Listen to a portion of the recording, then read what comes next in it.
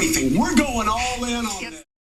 It's time for another YouTube reaction video. It's time I introduced a new player to all my vegan viewers.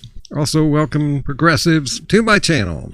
This is TV personality, political commentator, and progressive David Pakman. I discovered him a couple years ago, and he's one of my favorite political commentators. And despite recent events, I still like watching him. And just days ago, he made another video on the topic of veganism. So it's time I made my first video on this situation.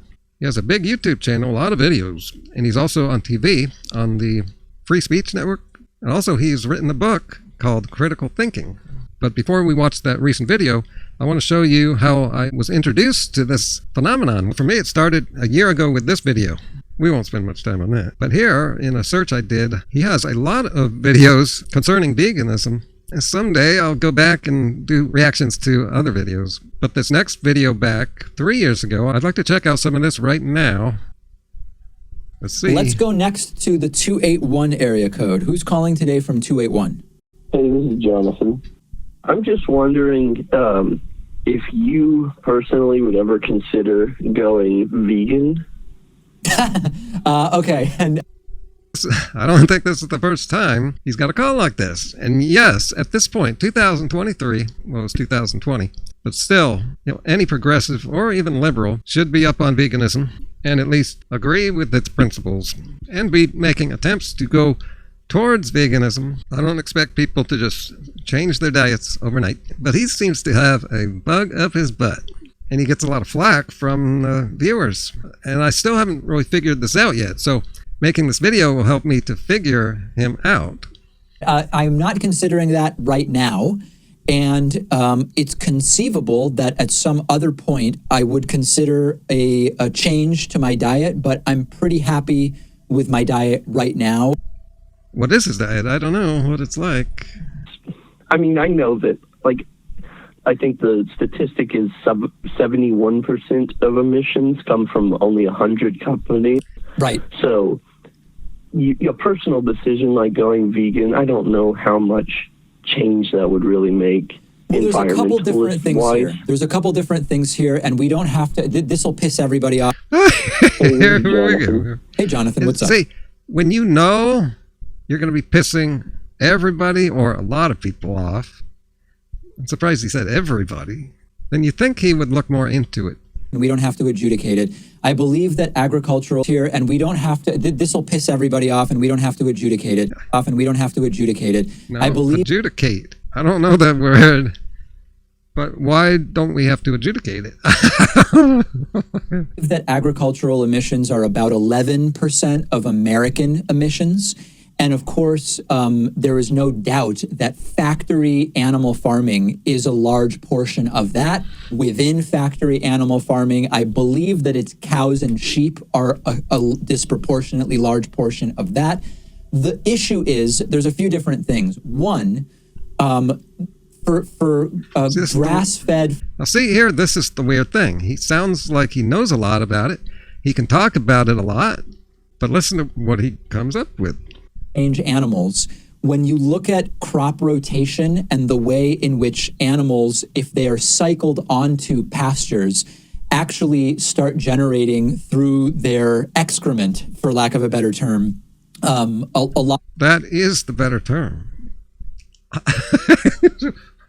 A lot of really good bacteria and soil revitalization. There's some interesting studies that show that at the small scale, it's actually good for the environment in terms of recycling the same land so that it can be productively used over time sustainably. Okay, maybe so, but that's not what we were talking about. We were talking about like carbon footprint. That if you get rid of animals altogether, that actually could be bad for the environment, and that's very different than... Could be. There's probably also a way to do it without animals. And again, he's not considering the impact on the environment. And also, well, there's other things too. And, this mass factory farming or whatever. So these things are never that cut and dry. A lot of people who don't eat animal products disproportionately eat things like almonds and avocado. And both of those consume a crazy amount of water per output nutrient and lead to the deaths of all sorts of little animals. Oh man, this sounds like a nice, genuine version of the BS from assholes that us vegans have been hearing for years. He's buying into this stuff. As I've been trying to tell even vegans need to stop focusing on the fact animals die. And this is why. Because people can come along like he has and said, well, animals die no matter what. But they're not abused nearly as much. That has to be the focus. And it's just weird that vegans aren't getting this. Like even Joey Carbstrong. Lack of critical thinking there. As for almonds and avocados, thanks for telling me. Actually, I've been told like a year ago. This is circulating all over the place. So I have cut back greatly on those foods. Because I give a damn. They were not really important to me. And they're high-fat foods anyway. And I eat a low-fat diet. And everyone else should too. Yes, even diabetics. It will cure your diabetes over 90% of the time. I basically reject any of these black and white approaches to these issues. These issues are just significantly more complicated than most sort of dogmatism. They don't have to be complicated, dude. And throwing the word dogma in is another thing that unnatural bitch does. I remember a video I made about her and that word. 2016. And I want to really figure out the gray area. This video was 3 years ago. Let's see what he's saying now. We'll finish this up. Yes, that's fascinating. It's a brilliant distinction as usual, Mr. Pakman. Okay. Thank you for the answer. It's a cop-out. Yeah, you have a good day. All right, appreciate the phone call. Thank you very much. Okay, that is all the time I have today. Comments. So much for David's compassion. Looks like he just researched bare minimum points against veganism. That's right. That's what I was saying. There's a half dozen selfish reasons to go vegan. Yeah, I pointed that out in that video I made about Tristan Tate, his debating Joey Carbstrong. And over 3 videos of it, and over 3 videos I made, it hit me. If this Tristan guy is so selfish, that could be used as a point to get him to go vegan. There's a selfish reason to. You know, look at me, 28 years vegan. I'm having a great time here. Blood test video coming too. I'm so busy with just so much fun stuff I want to do in this world. I eat meat but can't justify it ethically. Right.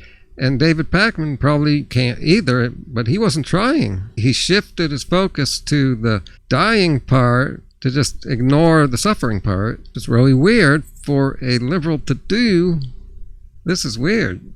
It's like every comment is against him. This is disappointing. Someone said 4 days ago, this is like the one blind spot that David Pakman has. Now here's a video from a year ago. This is where I found out that he has issues with veganism. And this was pretty stupid. How do you justify eating meat, dairy, and eggs? Who do I have to justify it to? Oh yeah, the semantical stuff. This is really irritating, David. You're pissing us off. Well, you see, I'm not pissed off. 2 reasons. One is I've heard this too many times, this kind of attitude, gotten used to it. Another thing is I feel great down to my chemical makeup. When there's a victim involved, wouldn't you have to justify it to them? I don't know. Is that if you perceive that there are victims, dumb. Every victim gets Is he playing dumb? It's an explanation? I don't even know what you're saying. I could find most of his videos talking about the abuse that Republicans cause. If you or someone decides to eat meat, dairy, and eggs, yeah, and if animals are dying for that decision. See, right there again, a vegan focusing on the dying. This is not a good way to debate someone or to convince them. Do you feel like you could justify making that decision to that victim who has to suffer and die for it? Like, for example, when I have my cappuccino, could See, he's just going to just make light. Go to a cow and say, tell the cow why I'm drinking their milk, for example? Yeah, like that cow who had to And vegans, you're already guessing what's coming up. endure multiple pregnancies and then be separated from their child. And then, of course, if the child is a male, the male's in the life. And oftentimes they're killed several times until they can no longer. So the problem I have with this entire framing is that it's so absolutist and narrow, and it's not really like It's not gray enough. the way the world actually works. So, for example, sometimes you follow these things to their logical conclusion. Like I read a What's the logical conclusion of explaining to a cow while you're drinking their milk? He's actually going to say this. if we say, okay, eliminate all animal products whatsoever, great. So that now puts an incredible strain on a handful of crops, which now need to be grown in dramatically larger quantities in order to replace all of those animal products. This creates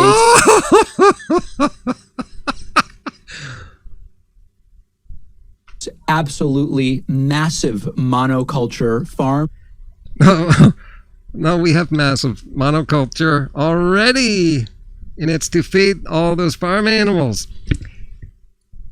As I said, he sounds like he has studied this issue. He knows a lot about it, but he's acting like someone who doesn't know anything and doesn't realize the animals we eat are not gotten out of the wild that feed off of wild plants. They're in a factory, and we grow the food for them to eat. Many of these monocultures require absolutely bonkers amounts of water in order to generate. That's why the animal products are so bad for the environment. A big part of it is all the plant foods we have to grow just for these animals. I wish more vegans would say this. Equivalent amounts of, for example, protein, the water. Yeah, protein. Not surprising that would come up. I found one good thing he said here, so we should have some balance here. Terribly cruel, the standard practices of meat, dairy, and eggs. So yeah, I'm with you right there. I'm with you right there. The standard practices are horrible. What I do is, I eat very little red meat, for example, and when I do, I try to know exactly what farm is it coming from, where I could drive and see what are the conditions. I think that, like, for example, I'm on pasture-free stuff where I know exactly where it's coming. It's like, if you've ever seen Cowspiracy, like that's a documentary free on Netflix. Yeah, I'm familiar with it. Like, Cowspiracy, they go into all I saw that it, stuff, and so Cowspiracy is fine, but it's also. He saw it. That's good. And it's fine. But So lacking a lot of context and information. yeah, they didn't get to the gray areas. How will David turn on the Cowspiracy documentary? Did he read the answers when he asked if he should debate a vegan? And will he actually go through with it? Find out in the next episode of As David Pakman's World Turns. Next episode of as